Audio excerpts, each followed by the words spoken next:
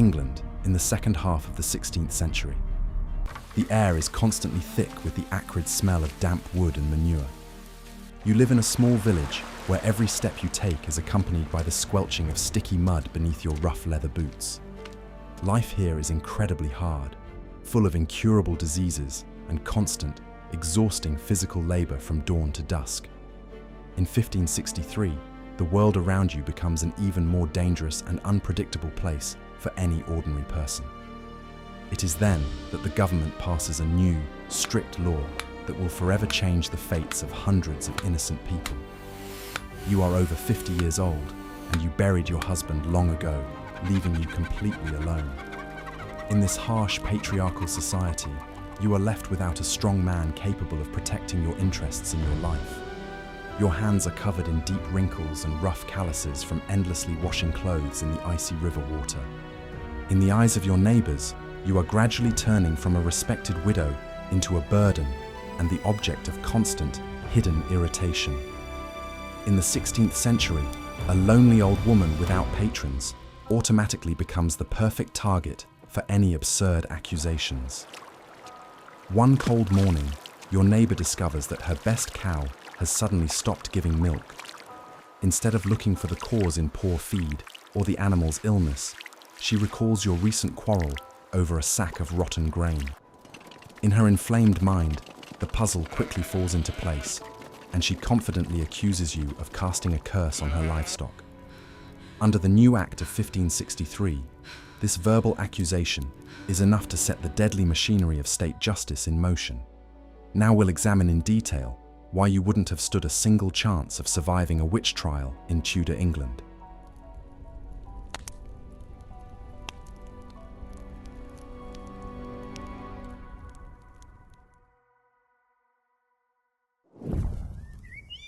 In 1563, Elizabeth I, the Queen of England, who restored Protestantism and strengthened royal authority, enacted a new, harsh law.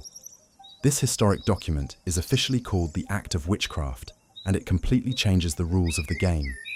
It reclassifies witchcraft from a minor ecclesiastical sin to a serious state crime. Now, the use of magic to destroy livestock or harm people carries a mandatory death penalty. The document marks the beginning of the most terrifying and agonizing nightmare of your entire life. Now, quickly reaches the local magistrate who sits in the neighboring town. In this, the devil is physically present on earth and acts through his servants. The judge immediately issues a warrant for your arrest without even village constables, armed with heavy wooden clubs and rough hemp ropes, come for you. They burst into your house without ceremony, kicking down the flimsy wooden door with their dirty boots at the crack of dawn. They grab your arms with such force that crimson bruises instantly appear on your thin, elderly skin. Resisting these strong men is absolutely futile, for any sudden movement on your part is interpreted as demonic aggression. You are dragged as people shout curses and spit after you, sincerely believing you to be the source of all their misfortunes. The air fills with the roar of angry voices, the barking of chains. The local jail, where you are roughly thrown until your trial, is a damp and dark stone basement. The air here is so musty that every breath triggers a fit of suffocating, chest-rending coughing. Rotting straw lies on the floor, teeming with hungry fleas. The source of light is a narrow slit in the ceiling, through which a dim grey beam barely filters. In this icy stone sack, you are to spend several long, unbearably agonizing days. Meanwhile, the judge hires a special witch hunter to quickly find a witch he exposes. In the 16th century, this is truly a huge sum of money, which an ordinary peasant could earn only after months of hard physical labor. The hunter arrives in the village on a fine, well-groomed horse, dressed in an expensive and clean woolen doublet. His arrival sparks a veritable celebration among the locals, who are eager for a bloody and brutal spectacle. His leather bag contains a neat assortment of special tools he uses for his dirty work. The main weapon of this sadist is a long metal awl with a beautiful, polished wooden handle. The hunter sincerely assures the excited crowd that with this object, he will quickly find the devil's mark on your body. According to the beliefs of that time, this is a special spot on the skin that feels no pain and does not bleed when deeply pricked. In reality, however, This brazen swindler is simply using a clever trick to guarantee he gets his 20 shillings. You are forcibly led out of the dark cell into the bright daylight, which blinds your tired, inflamed eyes. The guards roughly tear your old clothes off, leaving you standing completely naked before a huge crowd of onlookers. A sense of terrible shame and public humiliation paralyzes you even more than the piercing cold autumn wind. The hunter approaches you with an air of importance, clutching his shiny metal awl tightly in his hands. The spectators fall instantly silent, waiting in joyful anticipation for the start of this legal, sadistic spectacle. The hunter begins to methodically pierce your body with the tip, deliberately targeting the most sensitive areas of your old skin. Every touch of the cold metal is met with sharp pain, causing you to shudder and moan involuntarily.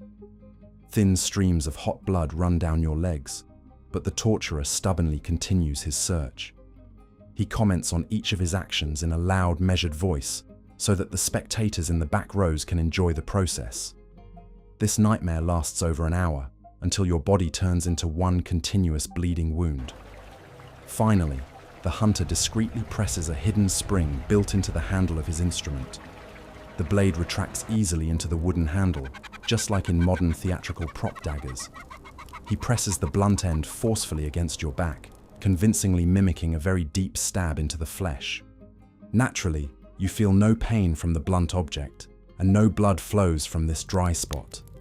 The crowd erupts in joyful shouts, for the devil's mark has officially been found, and your guilt is fully proven.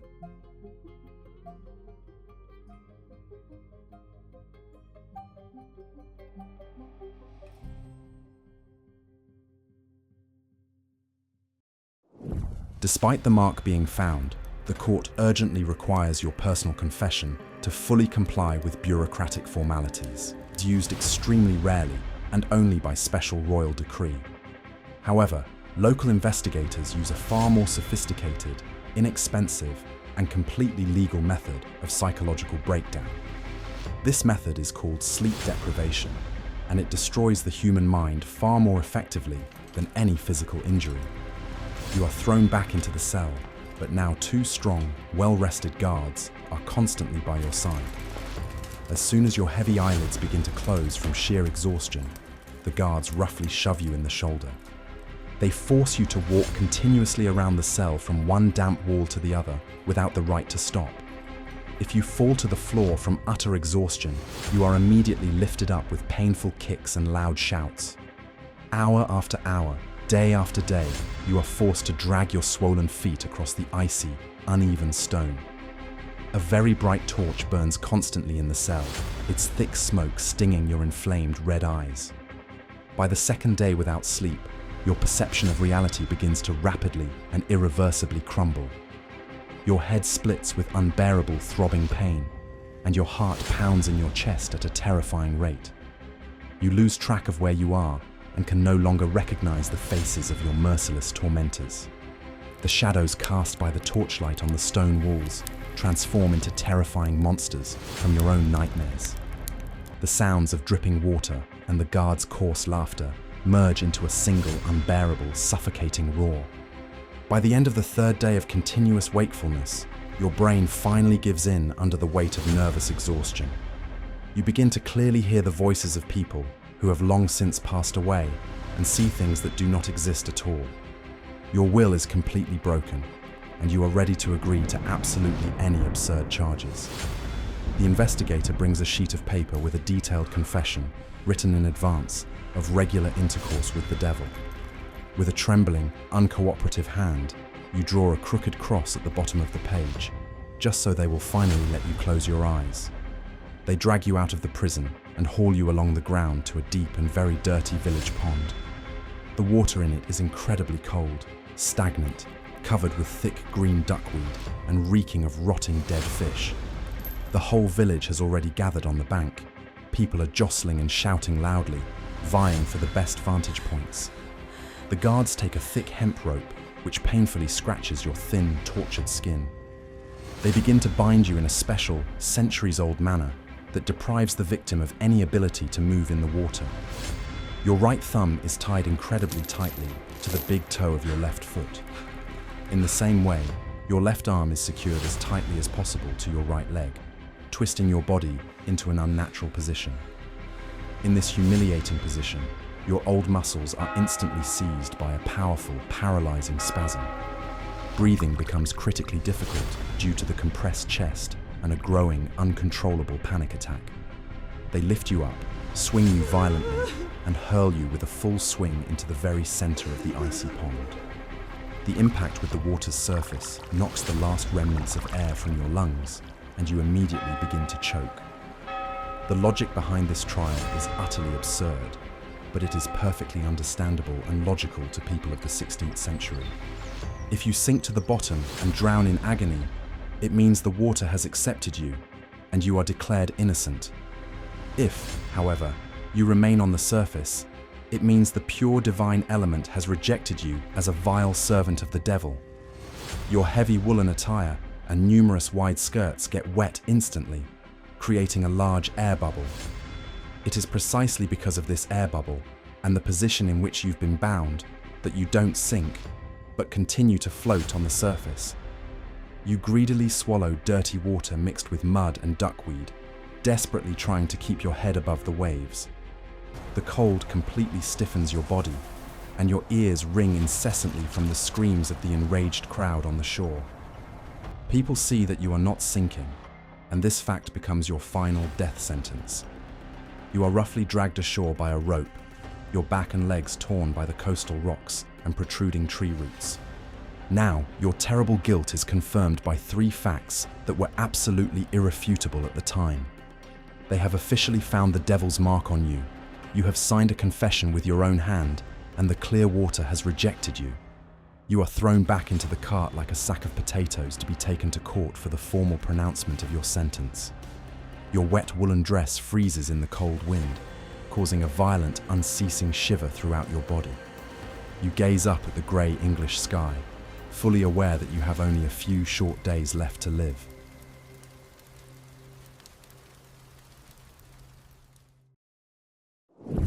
The court session takes place in the gloomy wooden building of the local town hall, which reeks of old parchment and dampness. You stand before the court barefoot, in a torn and dirty dress, trembling with animal fear and intense cold. Seated at a long oak table is the judge, clad in a heavy black robe that underscores his absolute authority. Gathered around are the jurors, consisting exclusively of wealthy farmers and rich merchants from your district. None of them feel the slightest sympathy for you, for their minds are poisoned by a superstitious terror of dark forces. In 16th century courts, the accused is provided neither a lawyer nor the slightest opportunity to defend themselves on equal footing with the prosecutor. The entire hearing boils down to a simple, monotonous reading of a long list of your fabricated crimes before a frightened audience. Your neighbor steps up to the podium, and her voice trembling with emotion, recounts how her cow died in agony after your quarrel. She vividly describes how the animal's milk curdled, turned black, and began to emit the repulsive stench of rotten blood. Her every word elicits an approving murmur from the crowd, which is ready to tear you apart right there in the stuffy courtroom. The judge solemnly presents your written confession to the jury, obtained after 3 days of brutal sleep deprivation. To the ignorant people of that time, a piece of paper bearing your signature or a cross is absolute and irrefutable proof of guilt. No one cares in the least what specific torture methods the investigators use to force you to confess to a connection with the devil. The witch hunter also delivers a fiery speech, describing in detail how he found the devil's mark on your body. He proudly waves his fake awl in the air, drawing admiring and respectful glances from the locals. It takes the jury only a few minutes of formal deliberation to return a unanimous guilty verdict. In England at that time, courts operate like an assembly line, sending dozens of innocent people to their deaths in a single session. The judge puts on a special black cap, a traditional sign of a final death sentence. He reads aloud a text stating that you will be hanged by the neck until you are completely dead. The word hanging sounds like a thunderclap out of the blue, finally robbing you of your last shred of hope for a miraculous salvation. It is important to understand that, unlike in continental Europe, witches were almost never burned at the stake in England. Burning at the stake was considered a punishment for treason, heresy, or the murder of a husband, but not for ordinary village witchcraft. Therefore, you will not have to smell the scent of burning flesh and the suffocating smoke from burning oak logs. English justice prefers a cheaper and faster method of execution, traditional hanging from a wooden gallows.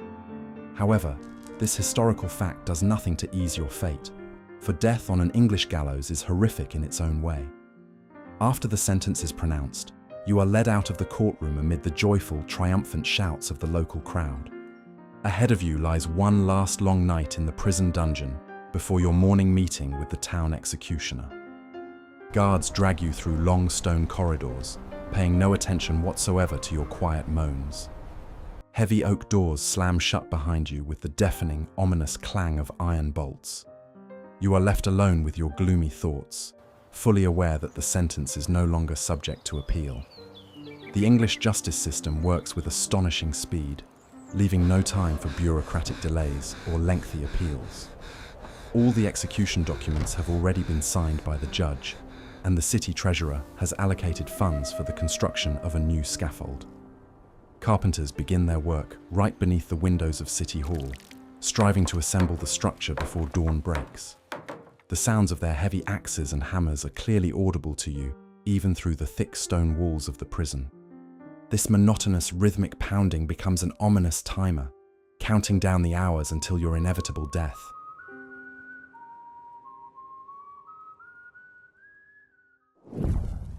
After the death sentence is pronounced, you are returned to the same filthy, dark prison cell. The guards are now much rougher, for you have officially ceased to be a human being and have become nothing more than a living corpse. Heavy iron shackles once again bind your wounded wrists and ankles with a dead, icy grip. You barely manage to sink down onto the rotting straw, feeling your last ounce of strength finally leave your exhausted body.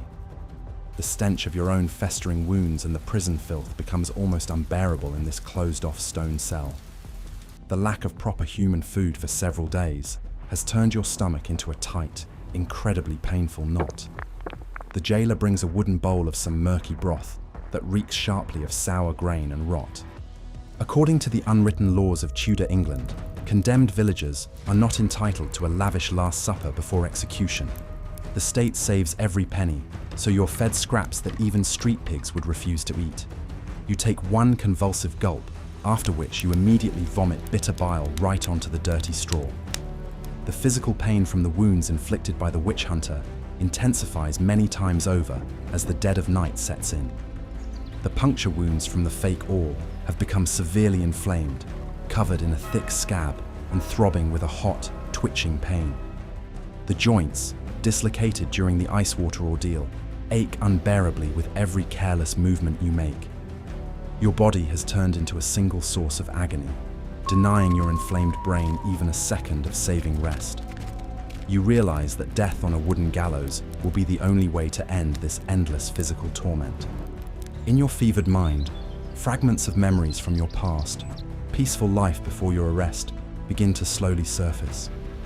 You recall the cozy warmth of the hearth, the smell of freshly baked bread, and quiet evenings spent at the old spinning wheel. These bright images stand in stark contrast to the icy reality surrounding you and the persistent stench of human excrement.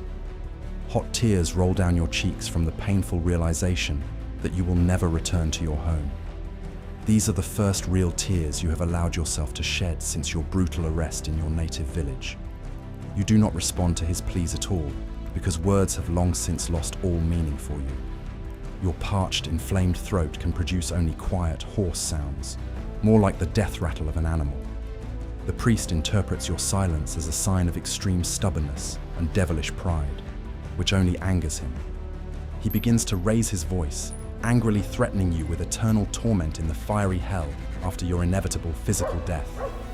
Finally, he spits viciously on the floor of your cell, turns around, and leaves, slamming the heavy oak door loudly behind him.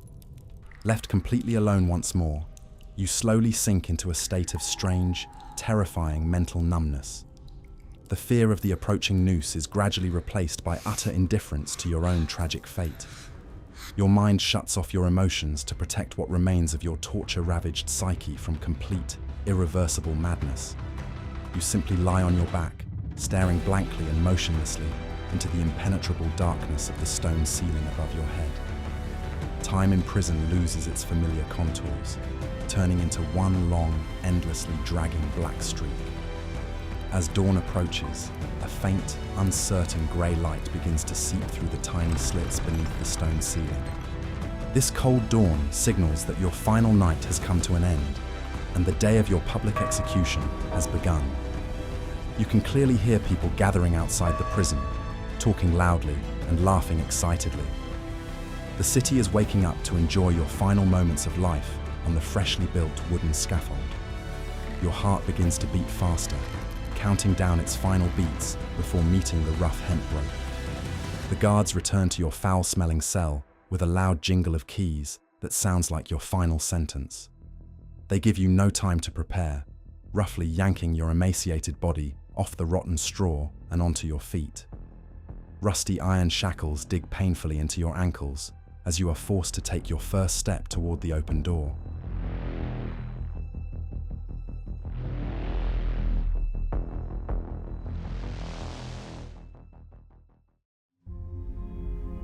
You cast one last glance at this damp cell, which has been your only home during these terrible days. Ahead of you, a bloodthirsty crowd, a wooden cart, and an executioner await, ready to bring this tragic story to a close. You are roughly dragged out of the prison dungeon into the fresh morning air, which feels unusually cold and biting. The guards shove you into a dirty wooden cart drawn by a very old, heavily panting draft horse. You sit on rough planks thickly covered in manure, feeling every bump on the city's cobblestone pavement. The cart's wheels creak with an incredibly piercing sound that reverberates painfully in your splitting head. At the head of the procession walks an important town crier, loudly announcing to the residents the impending execution of a dangerous witch. You can smell a pungent odor of sweat, cheap beer, and unwashed bodies wafting from this frenzied crowd. The people are genuinely rejoicing at your imminent demise, naively believing that once you die, their cows will never get sick again. Women lift small children up so they can get a better look at a real living servant of Satan. In the eyes of those around you, you see not a shred of Christian pity, only primal fear and blind, animal hatred. This collective human madness terrifies you even more than the sight of the rapidly approaching wooden gallows. Finally, the cart rolls into the main town square, where a freshly erected wooden scaffold already stands. The wood still smells pleasantly of resin and the forest, standing in sharp contrast to the scent of death that already hangs in the air. A tight cordon of armed guards has formed around the gallows, barely holding back the onslaught of the frenzied crowd of onlookers. The executioner stands calmly on the platform, dressed in a simple leather jacket. His face is not hidden by a mask, as is often shown in movies. He is just an ordinary local man who earns a few coins for doing this dirty and bloody work. The cart is pulled right up to the rough wooden steps, leading directly to the high platform of the gallows. The guards drag you off the boards and shove you hard in the back, forcing you to climb the rickety, uneven steps. Your legs betray you, trembling with weakness, and you stumble several times, painfully banging your knees against the hard wood. The crowd below falls instantly silent, eagerly watching your every move and preparing for the spectacle's grandest climax. Once on the platform, you look down from above at a sea of human faces, merging into one huge, faceless mass. The executioner silently approaches you and, with rough, calloused hands, tightly binds your wrists behind your back with a hemp rope. The rope cuts painfully into your skin, completely depriving you of any chance to defend yourself or resist in any way. Then he ties your ankles just as tightly so that you cannot kick your legs during your final death throes. You stand completely still, feeling the cold autumn wind seep through the holes in your torn dress. Your heart beats so hard that it feels as if it is about to tear your frail ribcage apart from the inside. The priest climbs onto the scaffold and for the very last time urges you to sincerely repent of your dealings with the devil. His voice sounds monotonous and unbearably boring, as if he were reading the weather forecast rather than giving a dying man his last rites. He holds an old Bible in his hands, bound in a worn leather cover, adorned with brass clasps darkened by time. You remain stubbornly silent, because words have lost all meaning, and your parched throat refuses to make a sound. The priest sighs heavily, quickly makes the sign of the cross over you, and hurries down the steps back into the safe, warm crowd. The executioner takes a thick hemp rope from the platform, at the end of which is tied a rough but reliable slipknot. The rope reeks of tar and the sweat of dozens of previous victims who ended their lives in this very spot. He throws the noose around your neck, tightening the rough knot firmly just below your left, frozen ear. The coarse hemp fibers instantly scratch the delicate skin on your neck, causing a sharp sensation of suffocation even before the execution begins. You reflexively try to swallow the saliva that has built up, but the tightened noose already hinders the normal movement of your larynx. The judge steps forward and, in an incredibly loud voice, reads the final text of your unalterable death sentence. He lists all your alleged crimes, cursing the neighbor's cow, bearing the devil's mark, and failing to drown in the pond. Every word spoken echoes across the silent square, forever recording your name in the historical archives as a dangerous witch. You stand with your eyes closed, praying only that this drawn-out and painful nightmare will end as soon as possible. When the judge finally falls silent, the executioner grasps a wooden lever that opens a trapdoor right beneath your feet. In 1563 England, the method of hanging differed radically from the humane approach that would be used in later centuries. 16th century executioners were still completely unaware of the precise mathematical calculations for a long fall that would break the cervical vertebrae and ensure instant death. Your agonizing execution will be carried out using a so-called short rope, which makes the process incredibly drawn out. When the wooden support is abruptly pulled out from under your feet, you fall only a few dozen centimeters. This distance is catastrophically short for a neck fracture to instantly shut down your clouded consciousness. A sharp jerk abruptly halts your fall, and your entire body weight instantly hangs on your own fragile neck. A tight hemp knot digs deep into the flesh, clamping down on your airways and major blood vessels. You do not die immediately, but remain fully conscious, beginning to struggle desperately and reflexively for a tiny breath of air. Your body instinctively twitches in the air, trying to find a life-saving foothold that no longer exists beneath your feet. These terrifying, uncontrollable convulsions are mockingly called St. Vitus's dance by the common folk, and they elicit wild excitement from the crowd. Your face begins to flush rapidly, changing color from sickly pale to dark crimson, and then to a ghastly bluish hue. The eyes bulge from their sockets due to the immense intracranial pressure caused by the complete constriction of the vital jugular veins. The capillaries on the face burst one after another, forming a terrifying network of tiny bloody streaks just beneath the skin. Your open mouth desperately gasps for air, but the tightened noose has completely cut off the flow of life-saving oxygen to your lungs. Your tongue swells severely and hangs out, bitten in several places during your uncontrollable convulsions. Gradually, oxygen deprivation takes its toll, and your clouded consciousness begins to mercifully and irreversibly fade. Bright flashes before your eyes give way to a narrowing black tunnel that forever swallows the last remnants of daylight. The sounds of the crowd merge into a distant, indistinct white noise, and the unbearable pain in your neck becomes dull and distant. The convulsions gradually cease, and your body goes limp, hanging from the rope like a heavy, utterly lifeless sack. Finally, after nearly 10 minutes of unceasing torment, your old heart beats one last time and stops forever. English justice strictly requires that the body of the executed witch remain hanging on the gallows for several more long hours.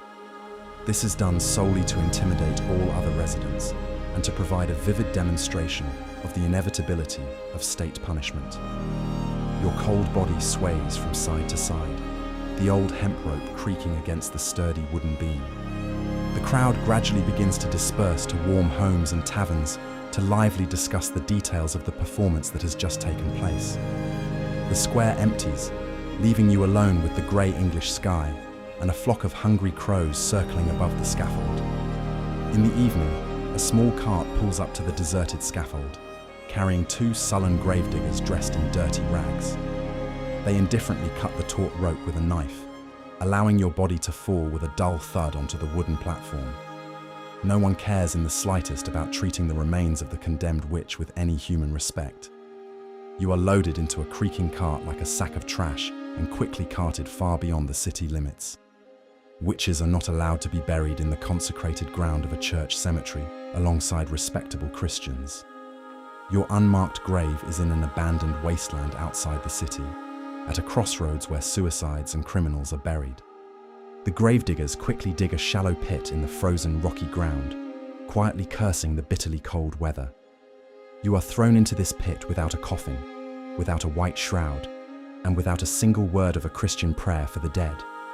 Several shovelfuls of heavy clay are thrown on top, quickly and permanently hiding your body from all human eyes. Neither a wooden cross nor a stone will be placed at this spot, so that no one will ever remember your name. The next morning, life in the village will go on as usual, as if you had never existed.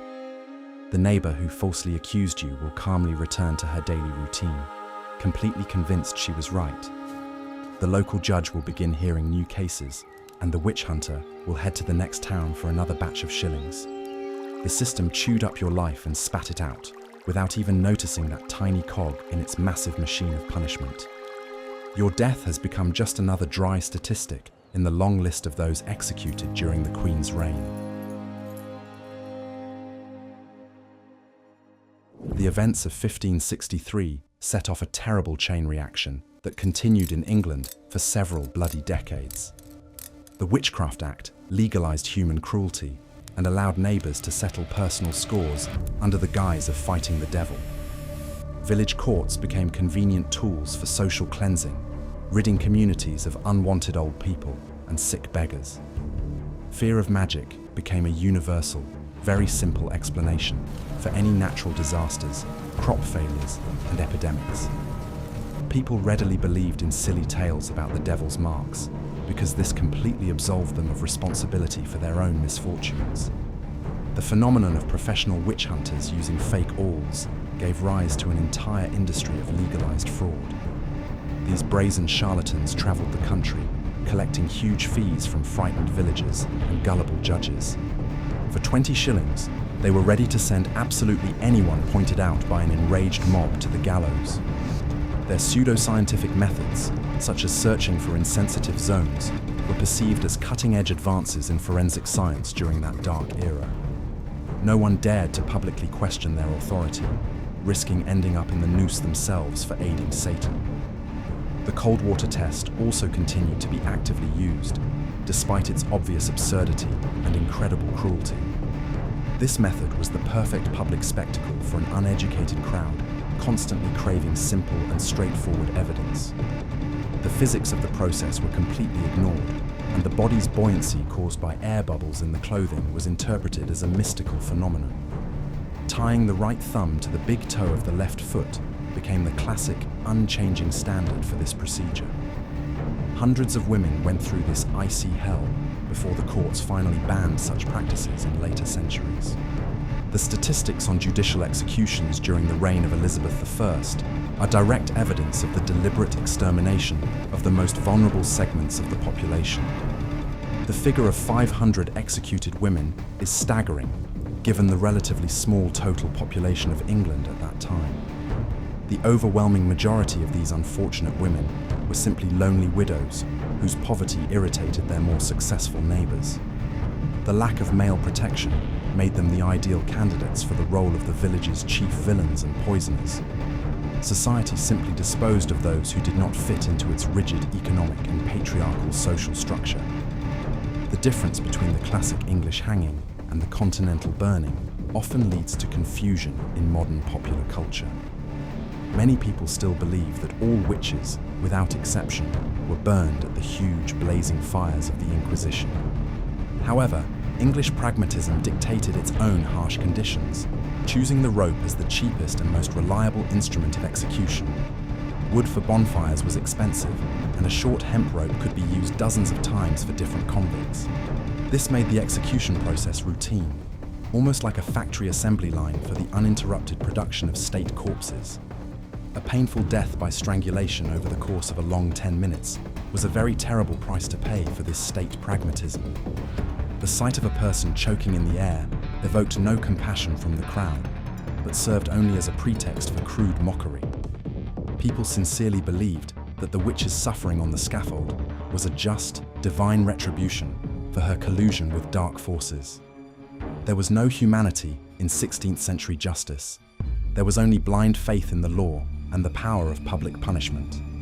Execution was not only an act of retribution, but also an important tool of state control over the minds of frightened subjects. The story of your fictional death is a very accurate composite of the real fates of hundreds of English women. Every detail of this nightmare has been meticulously documented by historians based on court records preserved in the archives. Records of fees paid to executioners, expenses for purchasing ropes, and bills for prison upkeep have survived to this day. These documents are written in dry, bureaucratic language, behind which lies a bottomless abyss of human grief and injustice. Reading these old archives today, we can reconstruct the horror of the past with frightening historical accuracy. Studying such historical processes helps us understand the mechanisms of mass hysteria and the search for convenient scapegoats. A primal fear of the unknown always compels people to seek simple answers and blame their neighbors for their misfortunes. Technology has changed, but human psychology remains subject to the same primal fears and prejudices. Therefore, the history of witch hunts remains a very relevant warning for any modern civilized society. It reminds us of how easily the law can become an instrument of mass terror and legalized murder.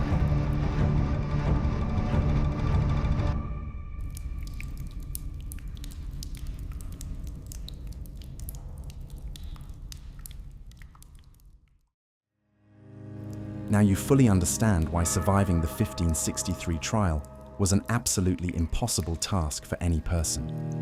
The entire system was designed so that any defendant was guaranteed to become a condemned death row inmate with no right to a defense.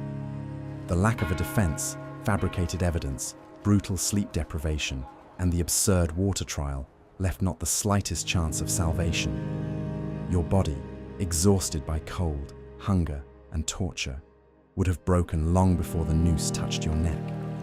This world forgave neither weakness nor loneliness, punishing them with the most terrible death possible. Let this grim story serve as a harsh but vital lesson for us all about the fragility of human life and justice. Every time you hear about the Tudor Golden Age, remember that creaking, blood-soaked wooden scaffold. Remember the 500 women whose lives were unjustly cut short by a short rope amid the jubilant shouts of an enraged crowd. The history of humanity consists not only of the dates of great battles, but also of such quiet, unnoticed tragedies of ordinary people. Thank you for watching, and see you again on our channel, where we'll continue to explore the dark past through the senses.